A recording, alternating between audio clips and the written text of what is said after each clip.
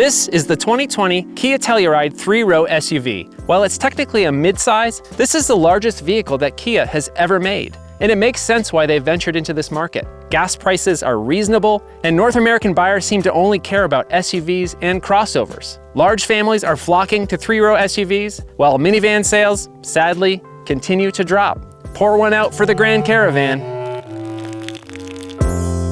The Telluride combines rugged looks, ample space, and near luxury features in a handsome 3-row package. Is this vehicle the nicest 3-row SUV you can buy? Let's find out. In this video, we'll do a thorough review of the Telluride, take it on some windy back roads, and then load it up with a bunch of camping gear for a weekend road trip. Before we get started, go ahead and subscribe to my channel and hit that bell icon. You'll get reviews of new and unique cars and updates on my fleet of weird vehicles. Thank you so much for the support. If you're stuck in the past and your only recollection of Kia is something like the bargain basement 1998 Sophia, get with the program, dude. This Telluride here, I'd say it's nearing Volvo or even Range Rover levels of style and appeal. What we have here is the Telluride SX, which is Kia's top-level trim for this vehicle. The color here is dark moss, which depending on the light looks kind of brown or green and gives the car more of a rugged, outdoorsy feel. The Telluride name on the hood takes a page from the Range Rover design book, and it works nicely here. The amber daytime running lights are super cool, and also let everyone know that you stepped up to the top of the line SX trim. The side profile of the Telluride is just really nice. There's a cool little detail in the trim right here by the doors. The SX trim gives you 20-inch wheels in black only. I really dig black wheels, so this is right up my alley, but if you don't want black wheels, you'll actually have to step down a trim level. Back here, the rear maybe doesn't look quite as nice as the front, but at least it's unique. It's still rather handsome. Overall, the Telluride has a boxy, upright design, giving it a rugged presence. But more importantly, it maximizes the usable space in the third row and cargo area. All right, let's hop into this thing. But since moms and dads are likely a target market for this vehicle, I think I need to change into my stereotypical dad outfit before I drive this car. All right, I think I'm ready. Let's go for a drive.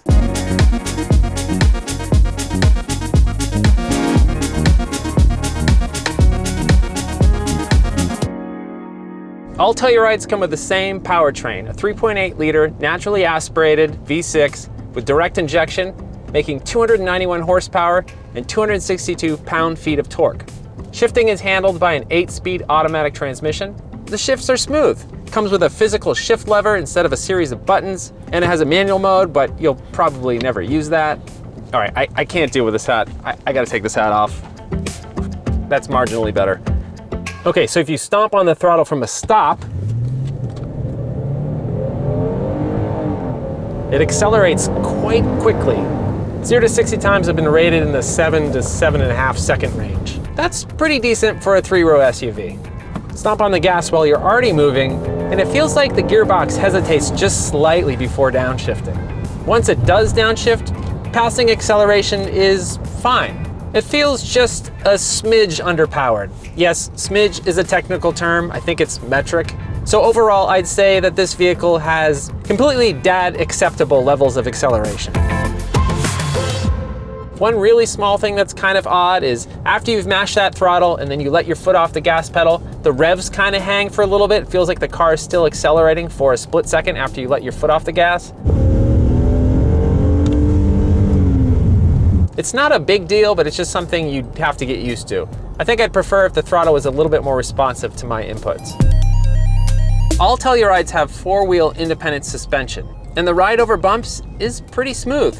The pavement here is actually quite choppy and I barely feel anything. In comfort mode, the steering is incredibly light, which makes this rather large vehicle feel very easy to maneuver. Okay, let's push the Telluride through a series of tight technical corners on this windy back road and see how it does. Yes, that's kind of a dumb thing to do with a somewhat large 3-row SUV, but let's try it anyway. Let's put the car in sport mode. That alters the throttle response and adjusts the steering effort to add a little bit more heft. It also changes the all-wheel drive's power split, sending 65% of the power to the front wheels and 35% to the rear.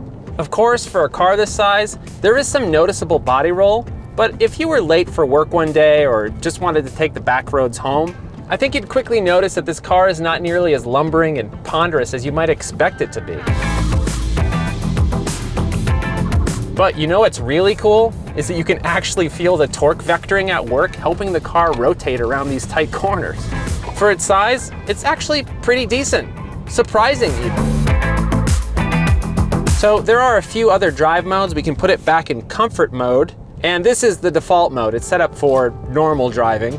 And then you've got eco mode, which should be pretty self-explanatory. I think it plants trees alongside the vehicle while you're driving, something like that. There's also an all-wheel drive lock feature, which splits the power evenly between the front and rear, and that can be useful if you need to do some light off-roading. The Telluride gives you 8 inches of ground clearance, so it does offer a little something for those that want to tackle some easy dirt roads. When you consider the Telluride's excellent ride quality, decent levels of acceleration, and the fact that you can take this on a back road and have a little bit of fun with it, it's actually surprisingly not bad for a 3-row SUV, the Telluride's a really nice place to be.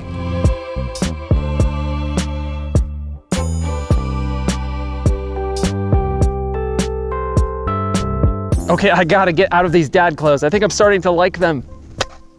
Well, that's not much better. Anyway, if you're in the market for a 3-row crossover, chances are the second and third rows may possibly be more important than the front row. So let's go ahead and take a look at those first.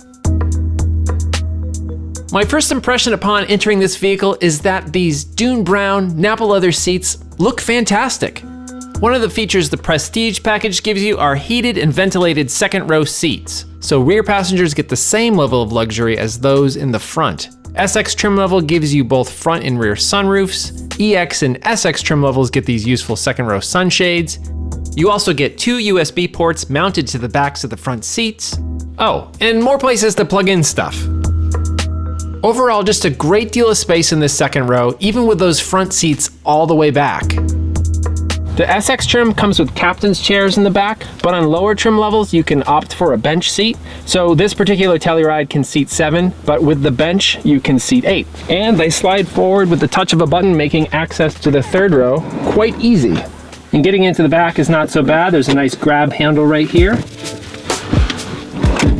So I set the first and second rows to fit myself at 6'3", and as you can see, it doesn't leave me with a ton of legroom back here. But if the second row is pushed up just a little bit, I think I'd be just fine back here for a short trip. I wouldn't recommend more than 2 adults back here unless you want to get really intimate with your neighbors. Third row passengers also get a fair amount of amenities. You get USB charging ports on either side, lights and vents, and a full window back here so you don't get claustrophobic. If you need to regularly access this third row, especially if you have adults that need to go back here, or you just have a lot of kids, go out and buy yourself a minivan. But for younger kids or short trips with adults, this back row right here is going to be perfectly fine. It's certainly bigger and more comfortable than just about everything in this class of vehicle. And when you finally want to escape this third row, press this button right here and the seats will automatically fold forward. Okay, off to the front row. So in the front, the overall view is quite attractive. This wood here is fake, but I think it looks excellent. There's soft touch materials anywhere that you're going to be resting your arms. There's some hard plastics on the lower area of the interior, which is fine. It seems like maybe in the long run that might end up being more durable. But overall, I've found that the fit and finish in this vehicle is downright excellent. The Prestige package gives you this fantastic looking cloth headliner, which I guess is sort of like a faux Alcantara, but it looks really good. The SX trim comes with a 12-way power adjustable driver's seat with 2-way lumbar support, so it's really impossible to not find a comfortable driving position in this thing. Visibility is excellent. It's really easy to tell where the front of the vehicle is. Visibility out the back is really quite good too. With the trend of new cars getting harder and harder to see out of, this is kind of refreshing actually.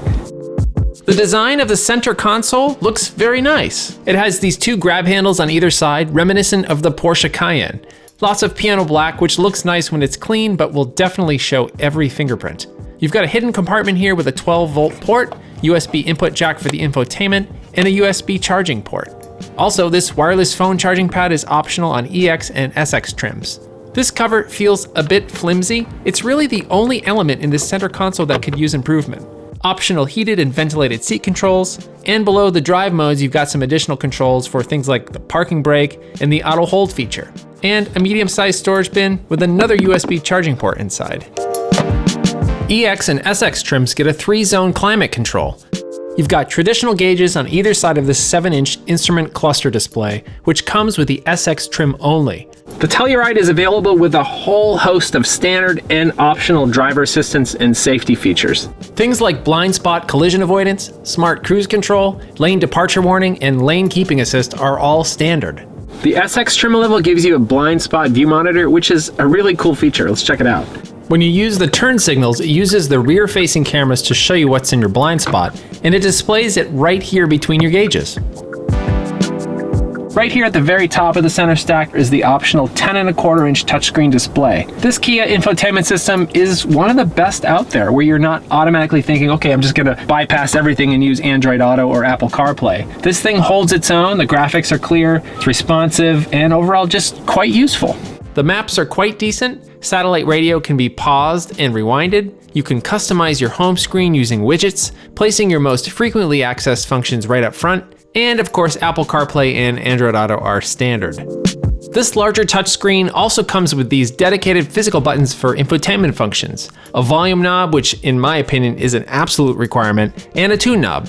Very small gripe is that these buttons are a bit hard to read in direct sunlight. This also has the optional surround view monitor, which is shown up right here when you put the car in reverse. This top-down view has proven to be one of the most useful features on this vehicle. Very helpful for parking in tight spaces. When you shift into drive, it switches the camera to show in front of the vehicle. You can also change the views with the buttons on the left.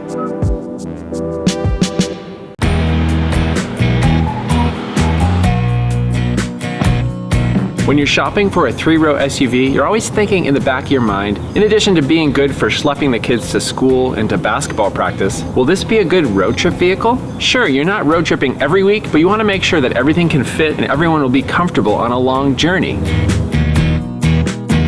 Today we're going to be loading up the car with camping gear and heading out for a little weekend road trip to Big Bear Lake. We'll be folding down that 3rd-row seat so we can fit all of our camping gear in the back.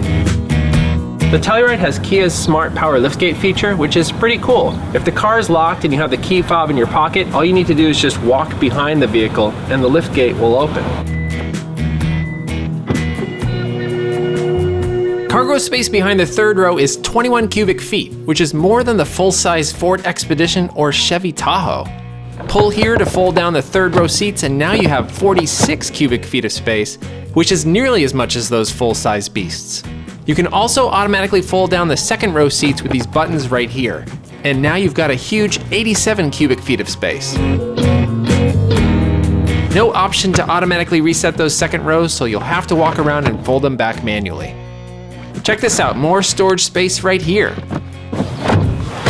All right, let's load it up with some camping gear and see how much this thing holds. Will all of this stuff right here fit in there? Let's find out.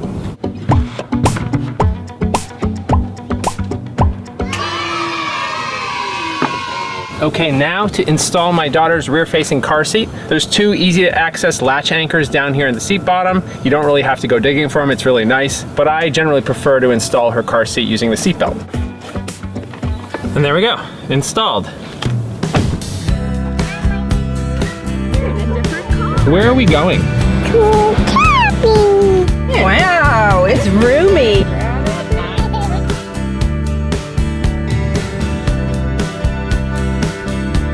All right, we're headed on our journey out to Big Bear Lake, California. We've hit a little bit of traffic, so I've engaged the smart cruise control.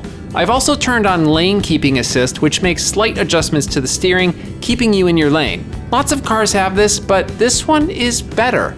Kia's system has kept us in our lane for most of this trip so far, even through the curves. It only got confused a few times, possibly because Los Angeles freeways occasionally have lanes that are not quite clearly marked, but overall it's a very cool driver assist feature. Have a sleeping kid in the back, but you still want to listen to Megadeth? Or your grandma's in the 3rd row and she's not really a fan of your favorite band's Suicidal Tendencies? Well, then you can turn off the speakers in the 2nd and 3rd rows with the quiet mode feature. It's pretty cool.